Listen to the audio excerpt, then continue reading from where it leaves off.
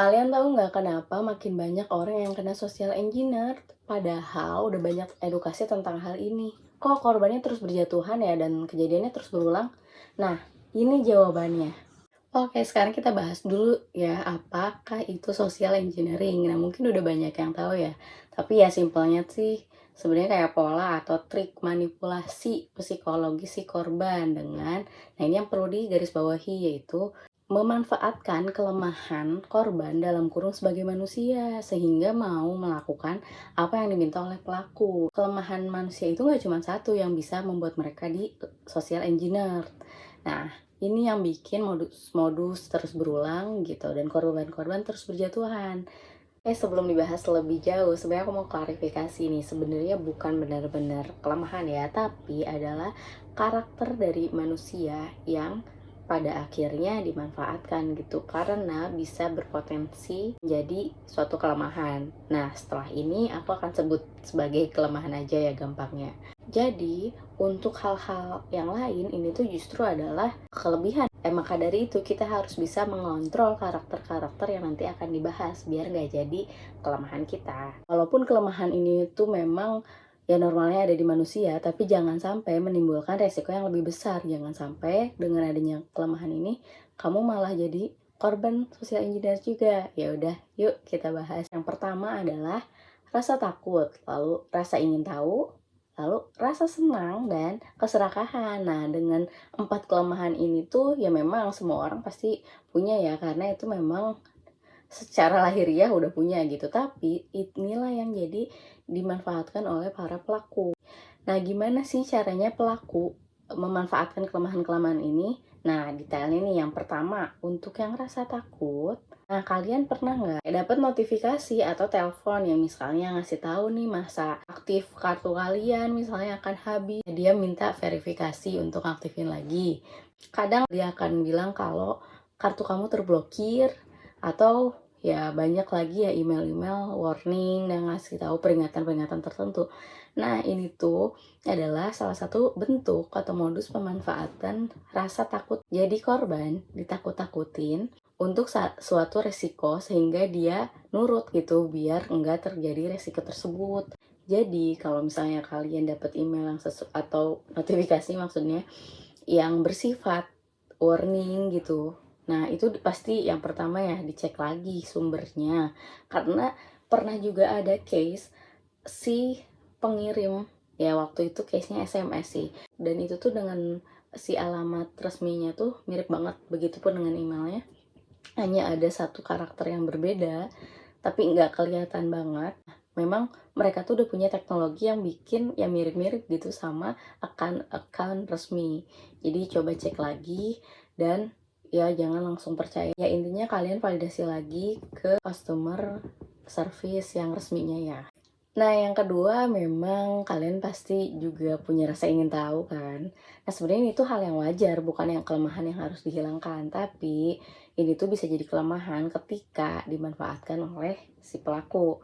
Nah, gimana sih case-case yang rasa ingin tahu? Ya banyak lah ya, kayak mungkin dikasih tahu nih tentang adanya promo gitu.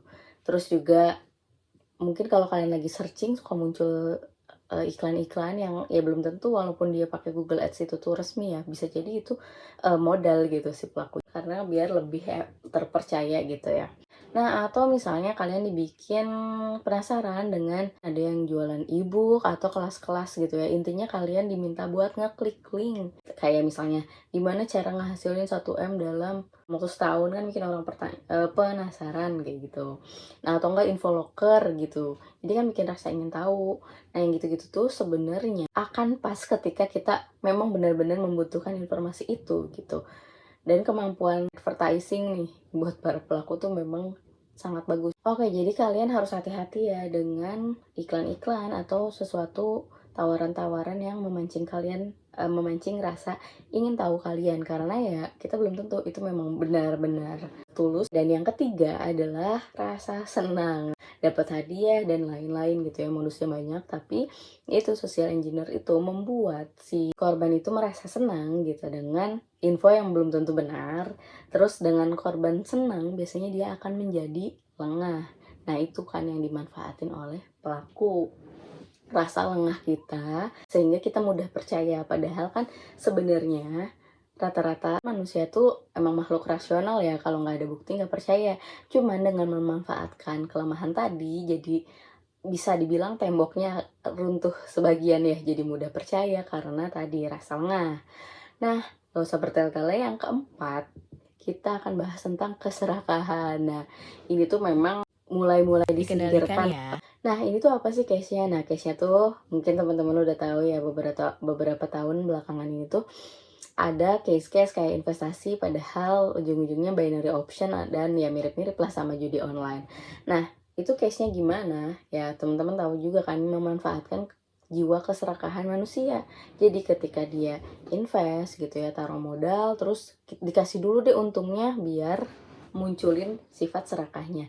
Padahal kalau misalnya yang case yang sebenarnya, yang deposito atau investasi lainnya yang terpercaya kan biasanya nggak akan segede itu. Dan memang nggak akan muncul sifat si greedy-nya atau si serakahnya ini. Jadi ya udah gitu, kayak pengen tarik lagi dan lain-lain. Nah, justru dengan dikasih untung dulu sekali, greedy-nya muncul, kasih lagi, makin kuat, dan nanti dia sampai greedy-nya cukup untuk membuat si korban ini percaya dan menyerahkan semua dananya untuk diinvestasikan dalam tanda kutip ya. Oke, udah aku bahas semua ya, dan aku juga coba nyari case-case-nya tadi. Nah, kalian kebayang nggak gimana sih caranya terus kalau udah kita tahu kelemahan kita itu gitu ya, dan memang kalau kelemahan itu memang tadi kita udah bahas, itu kodratnya ada di diri manusia. Nah, sebenarnya nggak masalah sih kalau sifat itu masih ada, karena memang nggak bisa dipaksain ya. Tapi gimana cara kita mengontrol diri kita, itu yang penting. Kenapa? Karena ternyata sebenarnya si korban itu nggak akan ngalamin kerugian kalau nggak bereaksi. Nah, karena sebenarnya nggak terjadi apa-apa gitu. Cuman karena kita tahu ya, sekarang kan orang-orang banyak yang ya mungkin kita juga punya sifatnya itu, misalnya overthinking, ngerasa baru dapat informasi dan ngerasa itu benar, jangan-jangan dan jangan-jangan gitu, kayak banyak banget yang udah dipikirin. Padahal kalau kita stop berpikir, inilah data gue emang udah bocor kemana-mana, jadi ya wajar lah dia tahu. Intinya di blok aja langsung kayak gitu. Jadi selama kita nggak bereaksi, itu tuh nggak akan terjadi apa-apa. Nah, tapi gimana Kak? Karena misalnya kita nggak sadar bereaksi karena panik, karena udah terlanjur. Nah, itu penting banget buat kita tahu. Kenapa kita bisa percaya dengan orang itu? Jangan mudah percaya dan jangan lengah gitu. Walaupun kalian misalnya udah mau percaya, tanya diri kita dulu gitu sebelum kita lanjutin ke aksi sebelumnya. Oke, kita udah percaya, oh iya ini benar gitu. Tapi tanya lagi ke diri kita, ini bener nggak ya yang aku percayai sebelumnya gitu. Walaupun kayak kadang banyak faktor-faktor yang mendukung. Jadi penting banget buat nanya orang yang di sekitar yang kamu percaya. Atau sebatas nanya pengalaman teman-teman yang lain yang pernah di call hal yang sama misalnya, atau mendapatkan notifikasi yang sama. Kalau misalnya di lingkungan kamu nggak ada yang ngalamin hal serupa, kamu bisa konfirmasi dengan menghubungi call center resminya ya. Nah, selain itu, kamu juga kalau bisa dari sekarang udah ngelakuin hal-hal preventif. Nah, kita tahu kan banyak banget apps-apps yang bisa ngakses data kontak kita, dan memang mau nggak mau kita harus setujui ya, kalau nggak kita nggak bisa pakai apps-nya. Nah, kalau udah terlanjur, ya udah mendingan mulai sekarang nyimpen data kontak itu cukup dengan nama panggilannya tanpa nambahin informasi-informasi lain yang justru berisiko gitu ya, misalnya dari tempat kerja, nama lengkapnya, dan yang paling penting adalah hubungannya dengan kamu. Misalnya mama, papa, atau kakak misalnya kayak gitu ya. Atau banyak lagi ya hubungan-hubungan lainnya. Nah, kalau bisa jangan disebut. Simpelnya tulis aja kontaknya dengan nama panggilan. Walaupun mungkin gak lumrah ya nulis kontak ibu sendiri pakai nama panggilannya, ya justru itu upaya perlindungan gitu. Walaupun ya memang di Indonesia gak sopan ya. Nah, itu salah satu cara buat kita meminimalisir data tambahan yang diperoleh sama si pelaku ini. Nah, kalau kalian ada saran-saran, pertanyaan, dan kritik yang membangun, boleh buat dibantu juga, ditulis di kolom komen. Dan kalau kalian ngerasa ini bermanfaat, tolong share di circle kalian, karena kita bisa bantu untuk meminimalisir hal-hal yang tidak diinginkan timbul kembali. Semoga kedepannya si social engineering ini cukup aja lah, nggak usah tambah-nambah lagi atau terulang ya.